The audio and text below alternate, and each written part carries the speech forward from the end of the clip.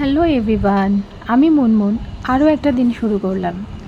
যেটা বলার বিষয় তোমাদেরকে বলতে চেয়েছিলাম লাস্ট ভিডিওতে, সেটা এখন বলে ফেলি। সেটা হচ্ছে আমাদের 5th অক্টোবরে কিন্তু ওয়েস্ট বেঙ্গল থেকে ফিরে যাওয়ার কথা ছিল রাজস্থানে, মানে হাজব্যান্ড যেখানে জব করে সেখানে, আমাদের নিজেদের জায়গায়। তো সেখানে আর ফেরা হয়নি, কারণ আমাদের মামুনি মানে আমার শাশুড়ির শরীর ভীষণই খারাপ ছিল। তো আমরা টিকিট ক্যান্সেল করেছিলাম সেই দিন, এবং ওনার শারীরিক কন্ডিশন ভীষণই সিরিয়াস হয়ে গেছিলো।